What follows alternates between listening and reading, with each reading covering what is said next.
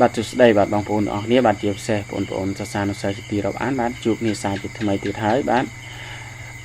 នៅមេរៀនទី31ដដែលប៉ុន្តែនៅក្នុងlesson 2បាទ unit 31st lesson 2បាទអញ្ចឹងកុំឲ្យខាត់ពេកបាទយើងចូលទៅក្នុងវីដេអូមេរៀនទាំងអស់គ្នាបាទបាទនេះគឺ lesson 2បាទបងប្អូនមើលរូបភាពបាទនេះគឺ Miguel នេះគឺ Martha បាទគាត់និយាយគ្នាហ្នឹងបាទ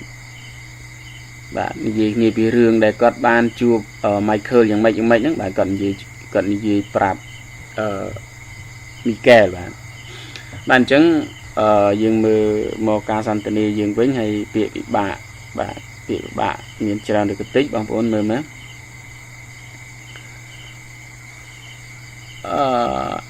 នេះបាទគឺ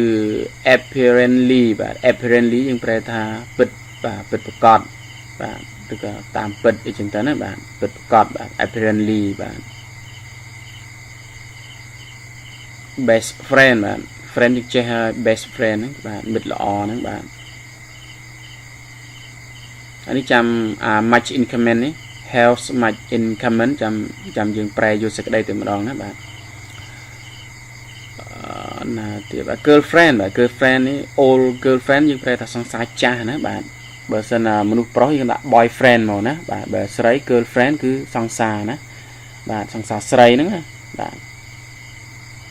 អានេះ fall in love with នេះប្រែថាធ្លាក់ក្នុងលំស្នេហ៍បាទពាក្យនេះវាជាផាសទៅ fail បាទអញ្ចឹង fall in love with នេះធ្លាក់ក្នុងលំស្នេហ៍ឬក៏ស្រឡាញ់នឹងឯងណាបាទexactly ក៏ពិតប្រកបដែរបាទ exactly តាមពិតណាពិតប្រកបបាទ fall នេះប្រែថាកំហុសបាទ fall កំហុសunderstandable បាទ understandable បាទប្រែថាដែលអាចយល់បានណាបាទ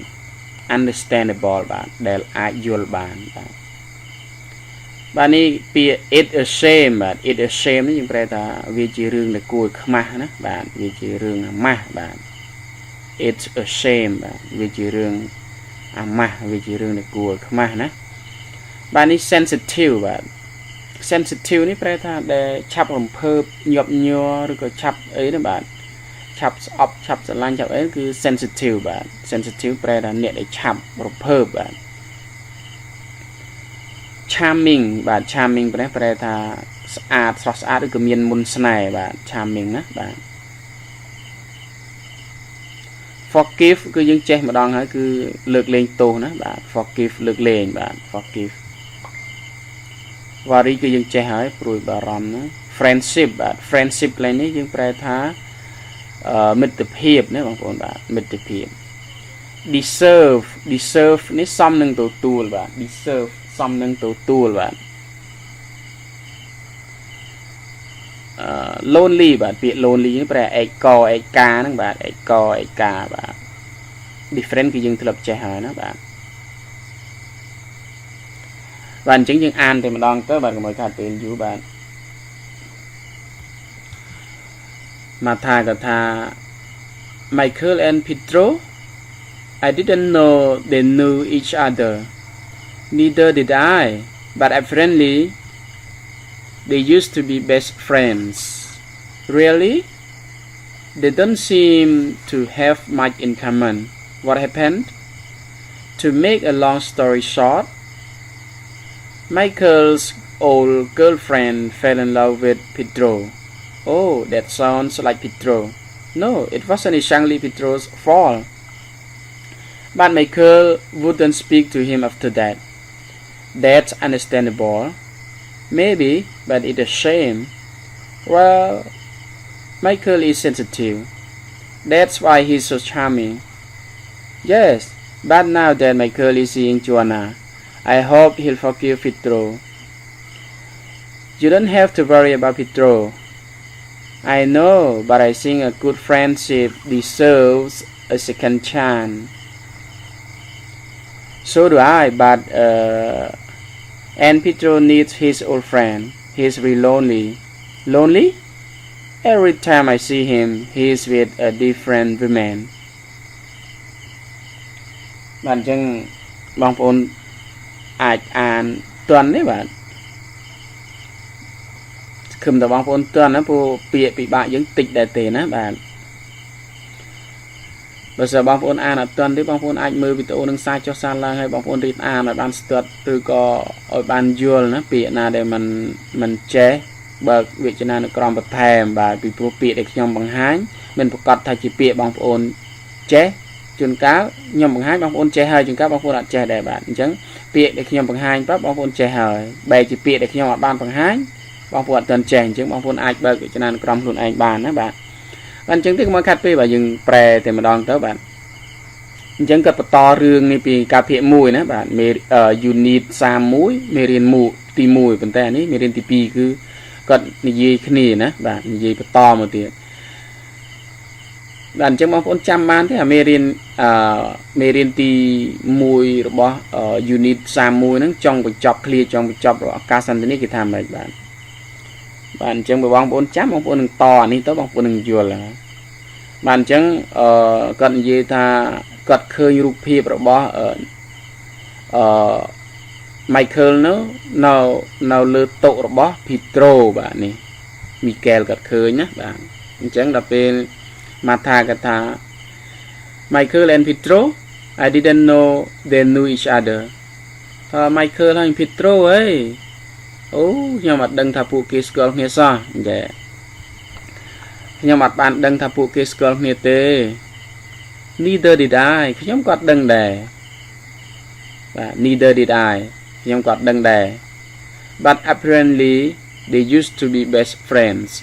ប៉ុន្តែតាមពិតទៅពួកគេធ្លាប់ជាមិត្តល្អនឹងគ្នា Really អូពិតមែនហ៎ They don't seem to have much in common What happened ថាពួកគេទំនងដូចជាមិនត្រូវគ្នាសោះណាពួកគេទំនងជាមិនត្រូវគ្នាសោះមានរឿងអីកើតឡើងបាទ What happened តើមានរឿងអីកើតឡើង To make a long story short Michael's old girlfriend fell in love with Pedro កន្លែងនេះប្រែ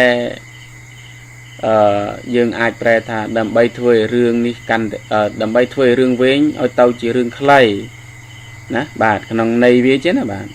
បើស្អីយើងអាចប្រែថាបើសរុបសេចក្តីទៅណាបាទបើនិយាយឲ្យខ្លីទៅភាសាខ្មែរយើងថាបើនិយាយឲ្យខ្លីទៅ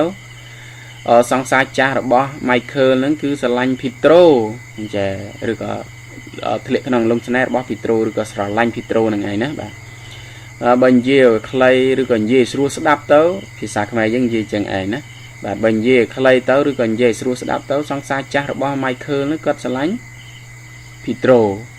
Oh that sounds like Pedro អូឮអញ្ចឹងដូចជាកំហុសរបស់ Pedro អីជាបើអញ្ចឹងវាជាកំហុសរបស់ Pedro អី No it wasn't exactly Pedro's fault ថាទេវាមិនប្រកាសថាជាកំហុសរបស់ Pedro ទាំងស្រុងទេ But Michael wouldn't speak to him after that យើងអាចប្រែ after that នេះមុនក៏បានក្រោយក៏បានដែរប៉ុន្តែ Michael គាត់មិននិយាយរកគាត់តាំងពីពេលនោះមកឬក៏យើងអាចប្រែថាតាំងពីពេលនោះមក Michael មិននិយាយរកគាត់ទេនិយាយរកអ្នកណាគាត់ហ្នឹងគឺ Pedro ណាបាទប៉ុន្តែចាប់ពីពេលនោះមក Michael មិននិយាយរក Pedro ទេឬក៏គាត់ទេហ្នឹងឯងណាបាទ That's understandable ថារឿងហ្នឹងក៏គួរយល់បានហើយប៉ុណ្ណឹងនោះណា That's understandable ថាគួរតែយល់ហើយរឿងហ្នឹងណា Maybe but it's a shame ថាហ្នឹងហើយប្រហែលអញ្ចឹងហើយប៉ុន្តែវាជារឿងដែលគួរឲ្យខ្មាស់អៀនណាគួរឲ្យអាម៉ាស់ណាអញ្ចឹងណាបាទ Well Michael is sensitive that's why he's so charming ថាហ្នឹងហើយ Michael គឺជាមនុស្សដែលឆាប់រំភើបណាអញ្ចឹងហើយបានជាគាត់មានមុនស្នេហ៍ណាស់ណាបានជាគាត់សម្បូរមុនស្នេហ៍មានមុនស្នេហ៍អញ្ចឹងណាបាទ Yes but now that Michael is seeing Joanna I hope he'll forgive Pedro តែហ្នឹងហើយត្រឹមត្រូវហើយណាប៉ុន្តែឥឡូវ Michael គាត់បានជួប Joanna ហើយខ្ញុំសង្ឃឹមថាគាត់នឹងលើកលែងទោសឲ្យ Pedro You don't have to worry about Pedro ថាលោកមិនចាំបាច់បារម្ភពី Pedro ទេ I know but I think a good friendship deserves a second chance ខ្ញុំដឹងហើយប៉ុន្តែខ្ញុំយល់ថាឬក៏ខ្ញុំគិតថាមិត្តភាពដ៏ល្អគួរតែទទួលបាននឹងឱកាសទី2ណាគួរតែទទួលយកឱកាសទី2ឬក៏គួរតែទទួលបានឱកាសជាលើកទី2អញ្ចឹងណាបាទ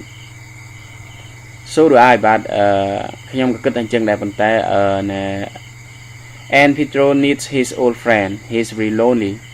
ហើយ Pedro ណាគាត់ត្រូវការមិត្តចាស់របស់គាត់មកវិញគាត់ពិតជាឯកោណាស់ណា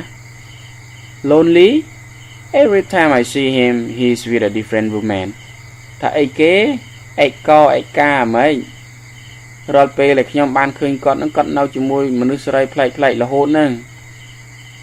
អញ្ចឹងណាមកថាគាត់និយាយថាអីគេឯកោគ្រប់ពេលដែលខ្ញុំឃើញគាត់នឹងនៅតែជាមួយមនុស្សស្រីផ្សេងរហូតចឹងនិយាយចឹងណា different ហ្នឹងប្រែថាខុសប្លែកគ្នាណាបាទមានន័យថាថ្ងៃនេះឃើញនាងនេះទៅស្អែកឡើងឃើញនាងនោះនៃគាត់គឺអញ្ចឹងណាថារាល់ពេលដែលខ្ញុំបានឃើញគាត់នៅជាមួយមនុស្សស្រីផ្សេងគ្នារហូតណាប្លែករហូតចឹងនិយាយចឹងណាបាទអញ្ចឹងបងប្អូនប្រែតន់ទេបាទសង្ឃឹមតែបងប្អូនប្រែតន់បាទហើយបើសិនតែបងប្អូនមានចងល់ត្រង់ចំណុចណាមួយបាទបងប្អូនអាចcomment ខាងក្រោមវីដេអូណាបាទខ្ញុំបាទនឹងឆ្លើយតបទៅតាមលទ្ធភាពអាចធ្វើទៅបានបាទអរគុណច្រើនបាទសម្រាប់ការទស្សនាវីដេអូតាំងពីដើមរហូតដល់ចប់បាទសម្រាប់ពេលនេះខ្ញុំបាទ Sitha សូមអរគុណសូមជម្រាបលាបាទ